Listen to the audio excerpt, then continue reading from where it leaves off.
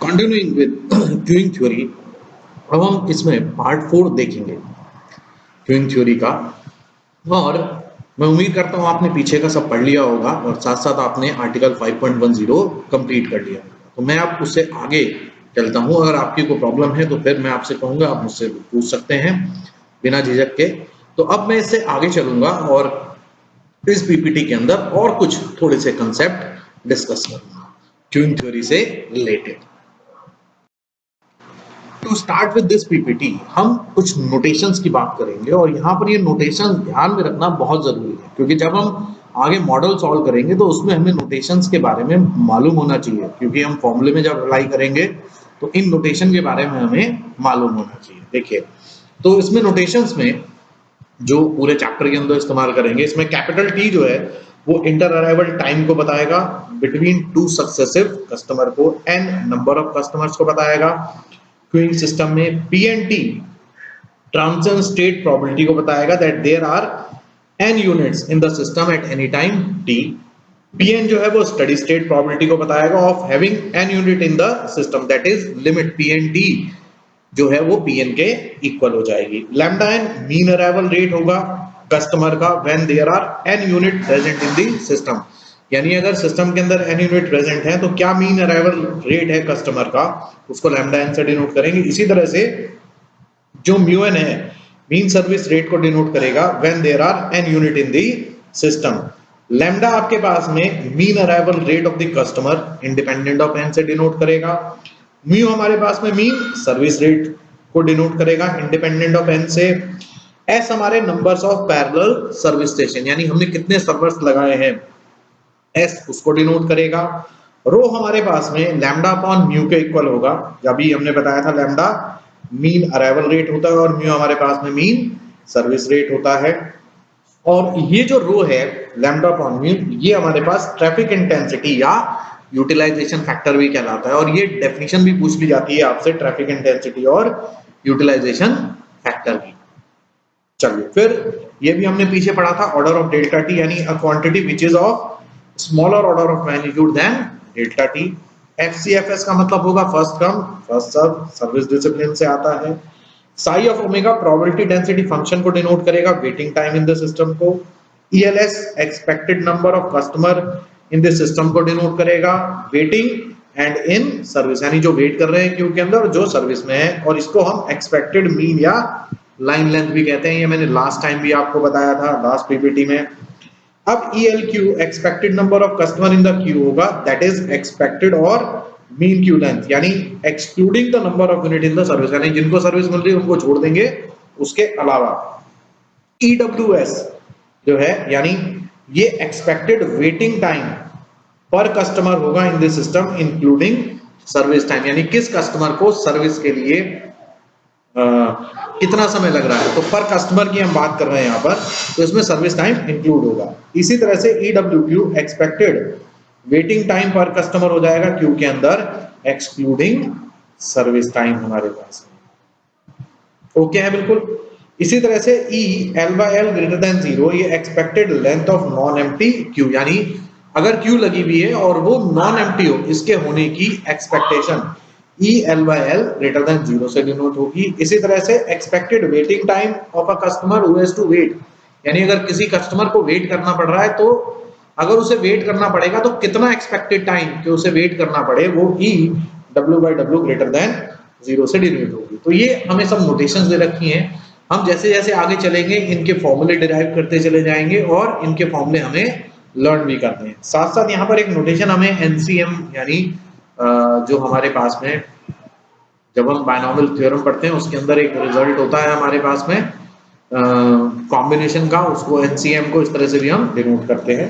साथ साथ एक नोट लिखा है कि जो वैल्यू है लैम्डा अपॉन म्यू की वो 1 से कम होनी चाहिए, क्योंकि अगर स्टडी स्टेट कंडीशन हमें सेटिस्फाई करनी है तो ये क्वांटिटी 1 से कम होनी चाहिए। अगर रो की वैल्यू 1 से ज्यादा हो गई तो इसका मतलब लैम्डा बड़ा हो जाएगा म्यू से, और अगर लैम्डा बड़ा हो जाएगा म्यू से तो इसका मतलब अराइवल बड़ा है, सर्विस जो है वो धीरे चल रही है, तो इसका मतलब क्या होगा, लंबी की लंबी लाइन लगती चली जाएंगी, और जब लंबी लाइन लगती चली जाएंगी हमारे पास में तो ये एक्सप्लोसिव स्टेट की तरफ हमारी कंडीशन चली जाएगी। तो स्टडी स्टेट के लिए लैम्डा अपॉन म्यू 1 से छोटा होना चाहिए।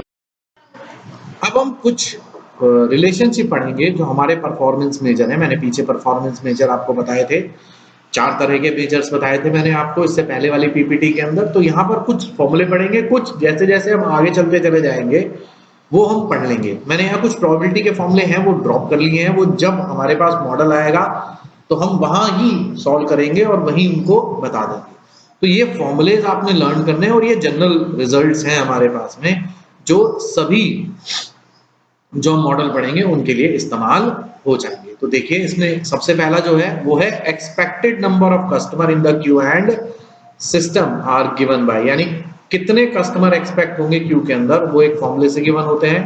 डिनोट करते हैं ELQ से, अभी नोटेशन मैंने बताई, और ये फॉर्मूला होता है sigma n is equal to 0 to infinity n into Pn, और Pn मैंने बताया था प्रोबेबिलिटी निकालने का तरीका। और ये जब हम मॉडल पढ़ेंगे उसके अंदर हम Pn कैलकुलेट करेंगे, जो भी मॉडल पढ़ेंगे उसमें उसका अपना Pn होगा। ऐसी जो ELS है ये मेरे पास बराबर हो जाएगा sigma n is equal to s to infinity n minus s into Pn। ये दूसरा फॉर्मूला, यानी ये ELS होगा, यानी expected number of customer in the system हो जाएगा। फिर expected number of customer in the system जो है ये बराबर होता है expected number of customer in the queue plus in service. तो इस फॉर्मूले को हम इस तरह से भी लिख सकते हैं कि जो ELS है वो ELQ plus lambda upon mu के बराबर होगा, यानी एक्सपेक्टेड नंबर ऑफ कस्टमर जो सिर्फ सर्विस ले रहे हैं वो रो के इक्वल होंगे, यानी लैम्डा अपॉन म्यू के इक्वल होंगे। ये भी फॉर्मूला हमें याद रखना है। फिर expected waiting time to the customer in the system, यानी कितना एक्सपेक्टेड वेटिंग टाइम है कस्टमर को सिस्टम के अंदर वेट करना पड़े। इसका मतलब वो लाइन में लगे और वो उसको सर्विस मिल जाए तब। तो इसका मतलब क्या होगा, expected waiting time in the queue plus expected service time, यानी EWS बराबर हो जाएगा EWQ प्लस 1 अपॉन म्यू। तो ये फॉर्मूला भी आपने लर्न करना है। तो क्यू थ्योरी के अंदर आपको फॉर्मूले लर्न बहुत अच्छे से करने होंगे।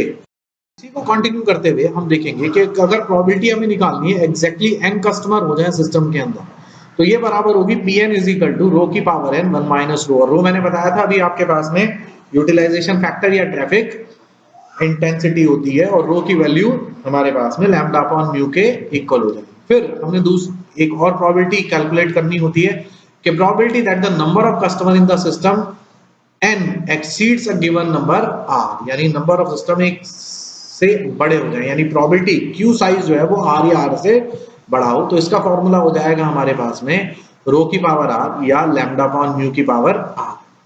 इसी को आगे ले जाते हुए एक रिजल्ट और है कि expected number of customer in the system is equal to क्या होगा, average number of arrival per unit time, जितने लोग आ रहे हैं, multiplied by the average time spend by the customer in the system. यानी एक्सपेक्टेड नंबर ऑफ कस्टमर जो system में होंगे वो बराबर होंगे average number of arrival in the unit multiplied by the average time spend by the customer in the system. तो ये formula बन जाएगा ELS is equal to lambda times of EWS, ये फॉर्मूला बन जाएगा। इसी तरह से इसी रिजल्ट को हम अगर जो हमने ऊपर रिजल्ट पढ़े हैं उनसे डिराइव करके लिखें तो ये मेरे पास बन जाएगा EWS is equal to EWQ plus 1 upon mu, और ये बराबर हो जाएगा 1 अपॉन लैम्डा ELS के। साथ साथ एक रिजल्ट और होता है हमारे पास में कि ELQ बराबर होता है ELS माइनस के लैम्डा अपॉन म्यू, और ये बराबर होता है लैम्डा ऑफ EWQ या EWQ अभी हमने पीछे ही पढ़ा था, बराबर हो जाएगा EWS माइनस के 1 अपॉन म्यू, और ये बराबर हो जाएगा 1 अपॉन लैम्डा ELQ। तो यानी अगर हमें लैम्डा म्यू पता है और इनमें से कोई सी एक क्वांटिटी ELQ, ELS, EWS और EWQ में से कोई सी एक क्वांटिटी पता है तो हम बाकी सारी क्वांटिटी बहुत इजीली कैलकुलेट कर सकते हैं, और ये रिलेशनशिप कहलाती है इन चारों परफॉर्मेंस मेजर के बीच में। तो ये आपको याद रखनी है। तो अगर आपको एक चीज पता होगी तो आप बाकी चारों चीज बहुत ही इजीली कैलकुलेट कर लोगे। तो सिर्फ हमें लैम्डा, म्यू और इनमें से कोई सी एक क्वांटिटी मालूम होनी चाहिए, फिर हम बाकी सब चीज कैलकुलेट कर सकते हैं। तो उम्मीद करूंगा कि आप ये फॉर्मूले सब ध्यान रखेंगे और इनको लर्न भी करेंगे, क्योंकि इनको हम आगे अप्लाई करेंगे जब हम मॉडल पढ़ेंगे। अब हम बात करेंगे क्लासिफिकेशन ऑफ क्यूइंग मॉडल, यानी किस तरह से क्यूइंग मॉडल को क्लासिफाई किया जाता है। तो ये जो डिफरेंट मॉडल्स हैं क्यूइंग थ्योरी के अंदर, इनको हमने जो नोटेशंस हैं उनके बेसिस पर जो है वो डिफरेंशिएट या क्लासिफाई किया है। ये जो है सबसे पहले डीजी कैंडल ने 1953 में इनको क्लासिफाई करा था और किस फॉर्म में लिखा था, A/B/C की फॉर्म में लिखा था। बाद में जो AM ली है इन 1966 के अंदर सिंबल D और E भी इसके अंदर ऐड कर दिए हैं इस कैंडल नोटेशंस में।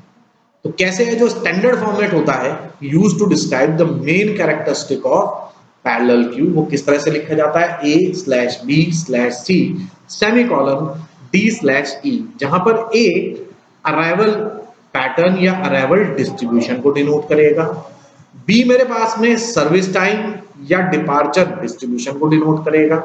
ये आमतौर पे हम पॉइजन लेके चलते हैं या एक्सपोनेंशियल लेके चलते हैं, एक ही बात है, मैंने बताया था। C number of service channel यानी सर्वर्स को डिनोट करेगा, यानी कितने चैनल्स हमें सर्विस दे रहे हैं। D हमारे पास में maximum number of customer allowed in this system यानी Q प्लस सर्विस, यानी कितने कस्टमर सिस्टम के अंदर हो सकते हैं, वो D से डिनोट होंगे। और E जो है वो आपके पास में Q डिसिप्लिन या सर्विस डिसिप्लिन होगा। इसमें FCFS, LCFS, service with priority कुछ भी हो सकता है। तो ये हमारे पास में डिनोट करने का तरीका है। तो यानी हम A, B, C, D और E को ध्यान रखेंगे, हमारे मॉडल्स इसी तरह से लिखे जाएंगे। पॉइजन अराइवल, पॉइजन डिपार्चर के लिए आमतौर पे M का यूज करते हैं, अभी मैं नेक्स्ट स्लाइड में बताऊंगा। इनफाइनाइट कस्टमर है, D की जगह इन्फिनिटी आ जाएगा। एक ही मेरे पास में सर्विस चैनल है, 1 आ जाएगा। एक से ज्यादा सर्विस चैनल है तो जितने होंगे N है तो N आ जाएगा। और जो भी सर्विस डिसिप्लिन होगा FCFS या LCFS वो हमारे पास में सर्विस डिसिप्लिन आ जाएगा। तो ये आपके पास में क्यूइंग मॉडल को क्लासिफाई करने का तरीका है या उनको आइडेंटिफाई करने का तरीका है। तो आप इजीली आप देखकर और अपने क्यूइंग मॉडल को आइडेंटिफाई कर सकते हैं कि ये कौन सा मॉडल है। अब देखिए इसी को क्लासिफिकेशन और क्यूइंग मॉडल को आगे कंटिन्यू करते हुए इसमें कुछ डिस्क्रिप्टिव नोटेशन होती हैं यूज टू रिप्लेस नोटेशन जो A और B है हमारे पास में, उनको रिप्लेस करने के लिए आपको बहुत सारी जगह M लिखा हुआ मिलेगा। मैंने अभी एग्जांपल भी लिया पिछली स्लाइड में। M का मतलब होता है मार्कोवियन या एक्सपोनेंशियल इंटरअराइवल टाइम या सर्विस टाइम डिस्ट्रीब्यूशन, क्योंकि दोनों में आपके पास में अगर A और B दोनों की जगह MM रखा है तो उसका मतलब पॉइजन डिस्ट्रीब्यूशन है या एक्सपोनेंशियली आपके पास में इंटरअराइवल टाइम है, दोनों का, सर्विस का भी और उसका अराइवल का भी हमारे पास में। D अगर लिखा हो A और B की जगह तो ये डिटरमिनिस्टिक या कांस्टेंट इंटरअराइवल टाइम होगा या सर्विस टाइम होगा। G general distribution of service time या डिपार्चर टाइम होगा, that is no assumption is made about the type of distribution with mean and variance। GI general probability distribution होगा हमारे पास में, इसमें नॉर्मल, यूनिफॉर्म या कोई भी इंपेरिकल डिस्ट्रीब्यूशन आ सकता है फॉर इंटरअराइवल टाइम। और एक स्पेशल जो एरलान ने दिया था जो पढ़ा जाता है लेकिन आपके यहाँ थोड़ा कम पढ़ा जाएगा, वो EK से डिनोट होता है और एरलान के डिस्ट्रीब्यूशन कहलाता है फॉर इंटरअराइवल और service time with parameter K। ये मैंने बताया भी था आपके पास में, डिफाइन भी करा था एरलान डिस्ट्रीब्यूशन को, जिसमें पैरामीटर म्यू और K मैंने डिफाइन करे थे। तो यानी A और B की जगह इनमें से कोई सा भी शब्द इस्तेमाल कर सकते हैं। तो MM अगर लिखा है तो इसका मतलब एक्सपोनेंशियल या पॉइजन डिस्ट्रीब्यूशन है हमारे पास। D तो डिटरमिनिस्टिक है, DD लिखा है तो डिटरमिनिस्टिक अराइवल, डिटरमिनिस्टिक हमारे पास में डिपार्चर हो गया हमारे पास। तो ये आपको ध्यान रखना है। तो इसी तरह से मॉडल्स हमारे लिखे जाएंगे। तो जब मैं मॉडल कराऊंगा तो एक बार आपको फिर बता दूंगा कि किस तरह से हमने इसको क्लासिफाई करा है। Now we come to solution of queuing model, यानी जब हम क्यूइंग मॉडल पढ़ेंगे तो उसमें कुछ जनरल स्टेप्स हमें ध्यान रखने होते हैं हर मॉडल को सॉल्व करने के लिए। तो जो स्टेप्स होते हैं वो 3 स्टेप्स होते हैं हमारे पास में। जो पहला स्टेप है, we first obtain the system of steady state equation जो क्यू को कमेंट कर रही होंगी हमारे पास में। दूसरे स्टेप के अंदर इन इक्वेशंस को हमें सॉल्व करना होगा और प्रोबेबिलिटी डिस्ट्रीब्यूशन निकालेंगे क्यू लेंथ का। उसके बाद जो डिफरेंट प्रोबेबिलिटी डेंसिटी फंक्शन है वो कैलकुलेट करेंगे और जितने भी हमने परफॉर्मेंस मेजर पढ़े थे या जो प्रोबेबिलिटी डेंसिटी फंक्शंस है वो सब कैलकुलेट करेंगे, यानी ELQ, ELS, EWQ, EWS etcetera, ये सब चीज हमें कैलकुलेट करनी होगी। तो क्यूइंग मॉडल के अंदर हमें यही कैलकुलेट करना होता है और ये जो हमने तीसरे स्टेप में रिजल्ट निकाले, यानी जैसे हम प्रोबेबिलिटी निकालेंगे या एक्सपेक्टेड वैल्यू निकालेंगे आपके पास में वेटिंग टाइम की क्यू के अंदर, सिस्टम के अंदर, या लेंथ जो एक्सपेक्टेड होगी हमारे पास में क्यू के अंदर और सिस्टम के अंदर, तो इनके फॉर्मूले हमें लर्न भी करने हैं, क्योंकि जब हम प्रैक्टिकल प्रॉब्लम करेंगे तो प्रैक्टिकल प्रॉब्लम के अंदर हमें ये फॉर्मूले डायरेक्ट अप्लाई करने होंगे और ये देखना होगा कि किस प्रैक्टिकल प्रॉब्लम के अंदर कौन सा मॉडल अप्लाई होगा या कौन सा मॉडल लगेगा। उसके बाद जो है ये आपको फॉर्मूले लगाने होंगे। तो ये फॉर्मूले सब आपको अच्छे से लर्न करने होंगे। तो ये अपने बिल्कुल दिमाग में बिठा लीजिएगा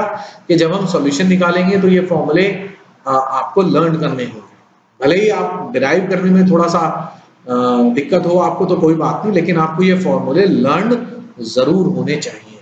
प्रैक्टिकल क्वेश्चंस के अंदर ये आपको लगाने होंगे। थैंक यू क्लास इस लेक्चर को सुनने के लिए, और अगर आपको कोई भी डाउट है तो आप मुझसे कंसल्ट कर सकते हैं बिना झिझक के। तो मैं चाहूंगा कि आप इस पार्ट को भी कंप्लीट करें और मुझसे इसको डिस्कस करें। Thank you once again and all the best from my side.